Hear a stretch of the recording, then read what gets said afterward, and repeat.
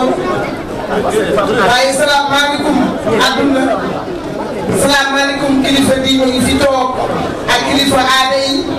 ñu ngi leen di nuyu bu baax a baax di nuyu rek képp koo xamante ni da nga sa yitte depuis 9 heures toog fii ba heure bii mi ngi lay sargal ndax nag bis bii bis waa Xombal ndax nag ki ñu ko cëralee dafa nekkoon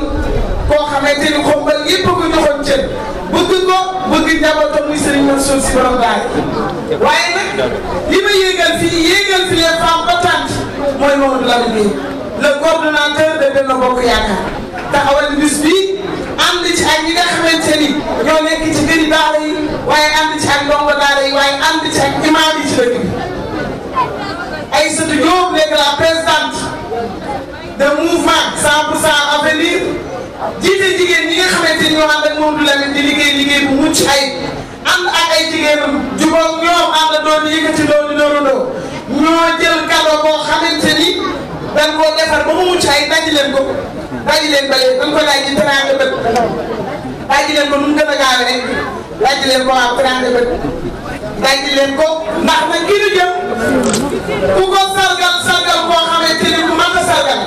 Lamine Gueye noppiwul ci ndox mi noppiwul ci fajum doomu aadama yi noppiwul ci développement jigéen ñi noppiwul ci développement dëkk bi li président Macky Sall war a taxaw réew mi moom la Mamadou Lamine Gueye taxaw waa Xombal ak li wër Xombal ndax nag bu doon def Xombal kase ni bàyyi nga di ndax waaye village yi wër Xombal koo fa taxaw fekk fa jëf Mamadou Lamine kon yaakaar naa ni ku ko sargal ku nit sargal nit nit def lu baax mi ngi noonu mi ngi nii kii jees neer la monsieur le maire Mamadou Lamine waaye tàccu leen lii waaye bu ñu daal mais seen tàccu lii waaye tàccu leen lii kii miin na def lu baax a su ngeen sa càmmiñ li miin na def lu baax moo waral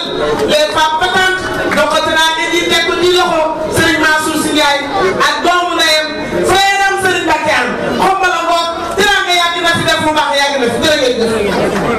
ay teg waaw mi ngi nii joxewoon nañ ko lépp ci kàlla bi nag ak si jaari beeg foto bi les femmes battantes ak baxale bi macha allah.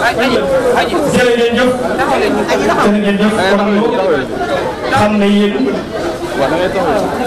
li ngeen war a def ngeen ko ngeen àndal sargal ngeen ko te mooy seen càmmeñ seen xarit seen mbokk seen àndandoo kon su ko defee ñu ngi leen sant bu baax def ngeen lu rafet ndax bu leen jëlee sëriñam paree bis bi defal ko mel nii dugal ko ci biir defal ngeen moo